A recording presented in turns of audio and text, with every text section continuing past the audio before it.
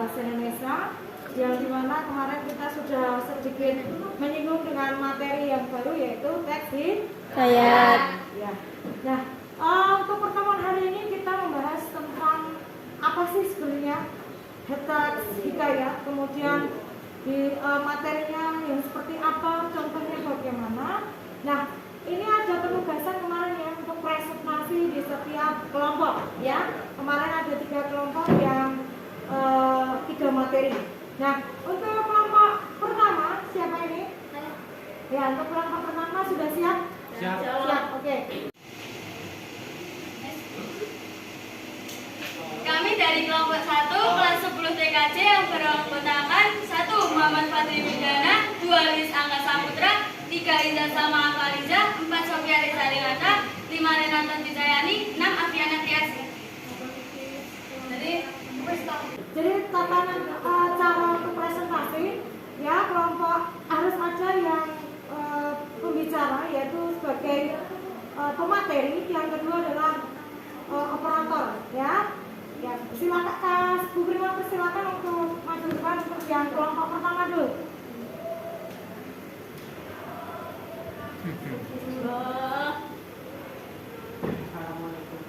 Langsung saja ya, langsung disampaikan di kelompok 1. Silakan.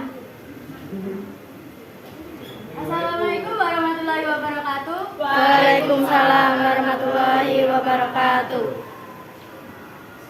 Terima kasih bagi yang sudah menjawab salam, semoga masuk surga, dan yang tidak menjawab semoga tidak masuk angin. Tak kenal maka tak sayang. Tidak kenal maka sayang saya. Perkenalkan, saya Renata Wijayani sebagai pembicara kelompok 1. Oke, di presentasi kali ini saya ingin menyampaikan tentang teks hikayat. Apa itu teks hikayat? Anggota kelompok ini.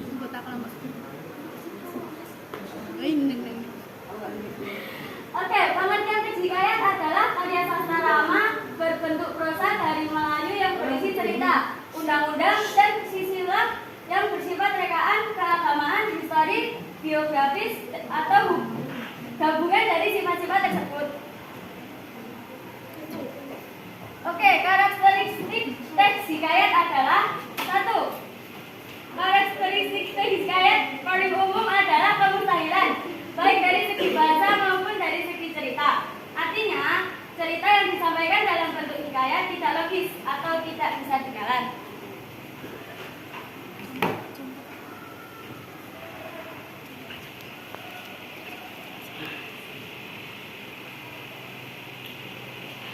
Teks hikayat memiliki beberapa contoh. 1.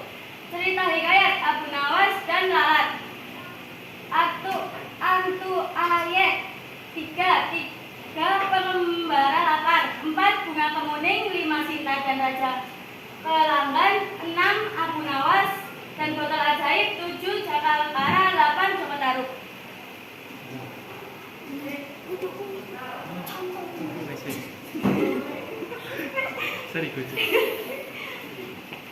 Salah satu contoh dari cerita hikayat adalah Joko Tarub dan 7 Bidadari. Pada zaman dahulu hidup seorang pemuda bernama Joko Tarub di sebuah desa di daerah Jawa Tengah. Ia tinggal bersama ibunya yang biasa dipanggil Mbok Mila. Ayahnya sudah lama meninggal. Sehari-hari Joko Tarub dan Mbok Mila bertani padi di sawah. Pada suatu malam, di tengah tidurnya yang lelap, Joko Tarub bermimpi mendapat istri seorang bidadari yang cantik jelita dari kayangan. Begitu terbangun dan menyadari bahwa itu semua hanya mimpi, Joko Tarub tersenyum sendiri. Walaupun demikian, mimpi indah barusan masih terbayang dalam ingatannya. Joko Tarub tidak dapat tidur lagi. Ia keluar dan duduk di ambengan depan rumahnya sambil menatap bintang-bintang di langit. Tak terasa ayam jantan berkokok, tanda hari sudah pagi.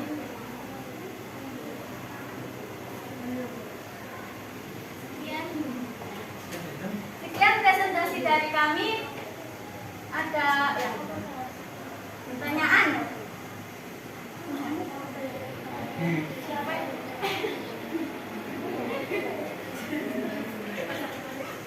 Silakan, ada sesi tanya jawab.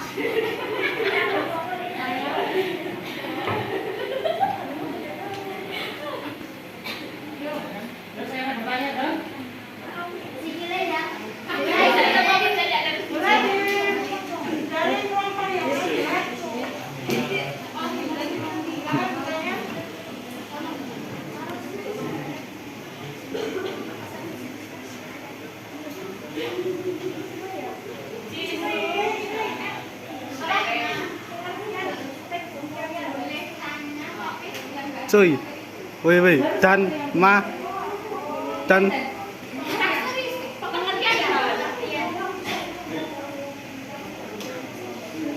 Pengertian teks hikayat adalah karya sastra lama berbentuk prosa dari Melayu yang berisi cerita, undang-undang, dan silsilah yang bersifat rekaan, belakangan, histori, biografis, atau gabungan dari sifat-sifat tersebut.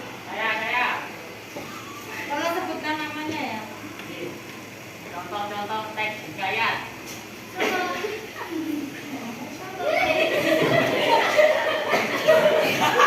Contoh-contoh teks hikayat.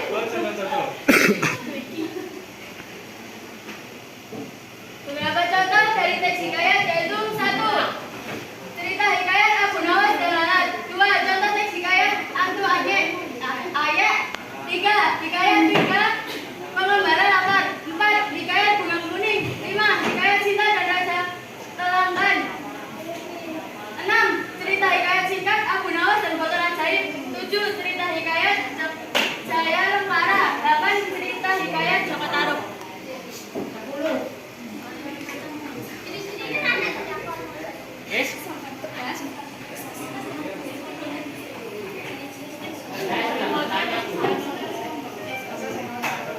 Kalau dalam sesi pertanyaan itu tanya, kalau orang kalau yang mau bertanya itu harus acungkan jari, kemudian sebutkan namanya. Terus sering masa nggak tahu. Bukan pertanyaannya. Siapa yang bertanya? Coba saya ya, saya dari Bu Prima ya, pertanyaan Bu Prima, tolong jelaskan yang betul-betul jelas, yaitu hikayat. Kalau hikayat tadi kalau penjelasan dari presentasi kalian itu hikayat itu prosa lama ya, tentang prosa lama, kemudian karakteristiknya juga ada. Nah, karakteristiknya itu ada bersifat rekaan imajinatif dan mengandung kemustahilan. Betul? Iya. Coba jelaskan dari contoh apa tadi? Joko Tarub. Iya, Joko Tarub. Ya. Adakah di situ bagian yang sesuai, kalimat-kalimat yang menunjukkan kesesuaian dengan karakteristiknya? Misalkan yang mengandung kemustahilan di dalam Joko Tarub itu terletak di mana? Terletak pada suatu malam di tempat tidurnya yang lelap, Joko Tarub bermimpi mendapat seorang istri bidadari nan cantik jelita dari kayangan. Begitu terbangun dan menyadari bahwa itu semua hanya mimpi, Joko Tarub tersenyum sendiri. Bersifat nggak nyata kan? Ya, kemustahilan. Dan dia cuma mimpi mendapatkan seorang istri bidadari cantik nan jelita. Kemudian di endingnya benar-benar mendapat istri yang cantik dari kayangan enggak? Tidak, Hanya bermimpi saja.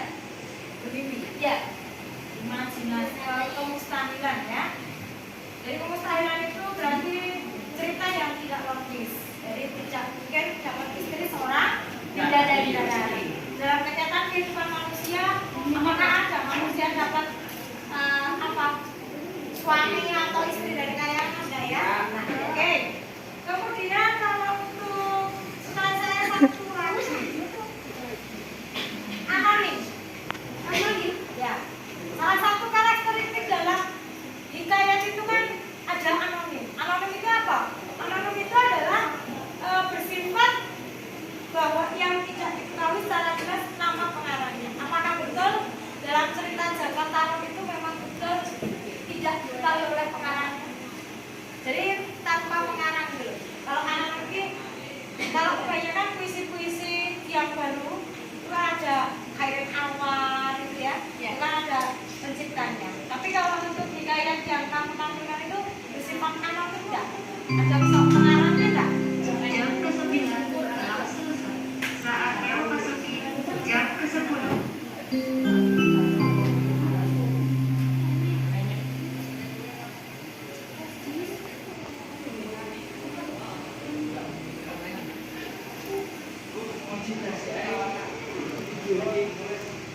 Wes tak jeda ping pindho, Cuk.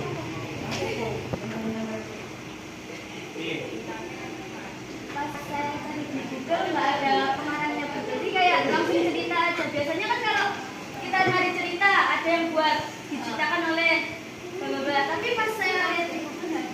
Oke, saya jawab ya, saya bantu. Saya bertanya, saya yang jawab. Oke, ini adalah terkait dengan materi kita ya, bahwa hikayat itu kan slide pertama. Jadi kalau hikayat itu adalah sebenarnya karya sastra Melayu yang berbentuk prosa, cerita ya, yang dimana kisah tentang ketakjuban. Jadi kalau di sini seperti kalau di sini ada Jakarta Ruk ya tadi ya, cerita yang prosa Melayu yang sifatnya lebih ke ketakjuban, keajaiban, kehebatan seorang tokoh serta keanehan yang dialami tokoh utama. Kemudian lanjut ke karakteristik. Jadi kalau hikayat itu cerita-cerita kan? Cerita-cerita di mana tentang keajaiban. Oh yang misalkan kalau di India ada Mahabharata. Tahu ya? Mahabharata itu mengisahkan sentris, keistanaan, betul nggak?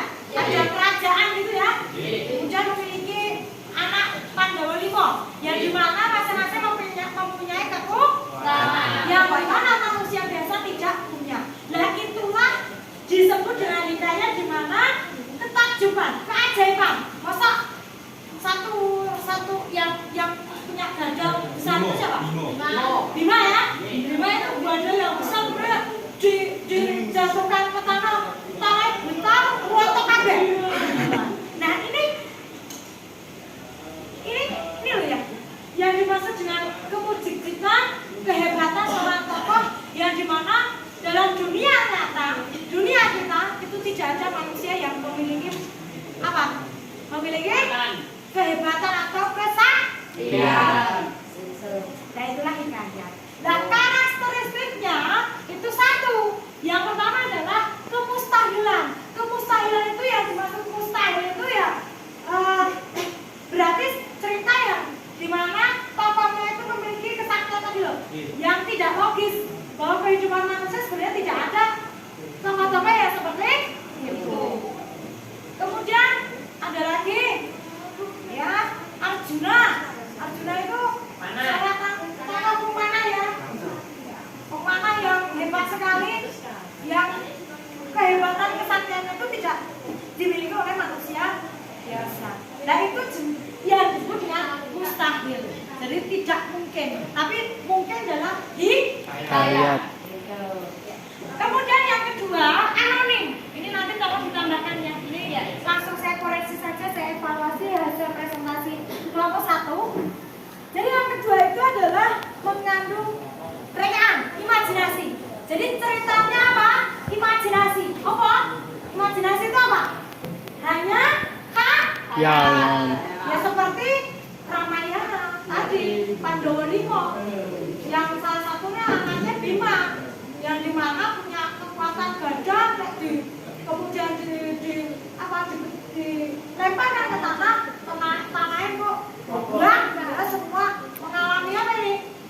Guncangan yang sangat dahsyat, kemudian retak kabeh, bahkan ini apa? Istananya runtuh. Dan itu apa? Sifatnya hanya khayal. Itu yang kedua. Yang ketiga, anonim. Tadi pertanyaan Bu Prima. Betulkah Joko Tarub itu bersifat anonim? Apa itu anonim? Anonim itu adalah tanpa pengarang.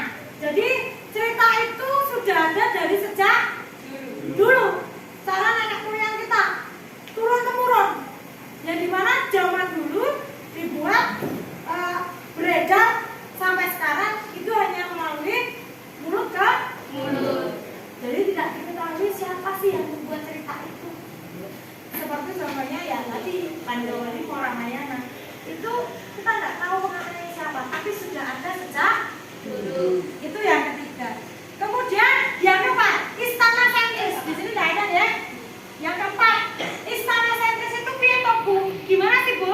Istana sentris itu cerita yang sering banget. Kerjaan. Contohnya Ramayana tadi. Kalau Japa Tarub itu sentris istana ya? Hah? Sentris. Ya. Kesentrisan ke istana sentrisan. Kalau dulu pernah itu apa ya? Itu loh. Yang ada lumpur itu. Itu kan yang punya kekuatan mencut pakai apa itu? Ada lumpur tahu ya? Kita kan ngirim Ada dokumentasi dia. Itu seorang perempuan perempuan dan orang sayembara, seorang pria raja tapi pura-pura apa yuyu kakang ya, yuyu kakang gue gelem ngebrake nek Hasil evaluasi, Cuk. Hasil evaluasi. Kuning dari kelenteng merah, kelenteng hijau, kelenteng kuning Wis itu tak bisa jebak. mempunyai Pendapatan ini.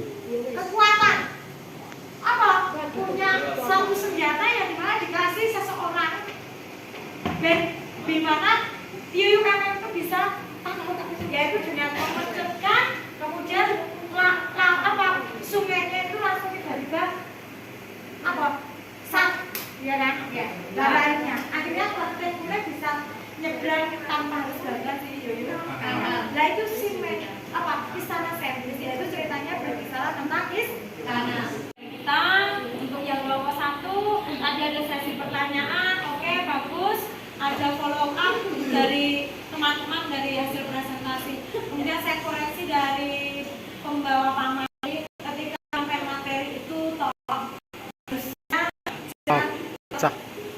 ketawa dan pakai harus yang begini-begini itu enggak perlu ya. Kalau presentasi itu ya siap. Seperti Bu Prima ketika ngajar di depan itu ya ngajar kemudian menerangkan dan gitu. Ada memang cukup bagus menarik di bagian awal-awal sepertinya ya. Tadi ada guyonan yang seperti ini cukup membuat kita fresh ya. Fresh banget. Oke, terima kasih. Kita kasih bersama untuk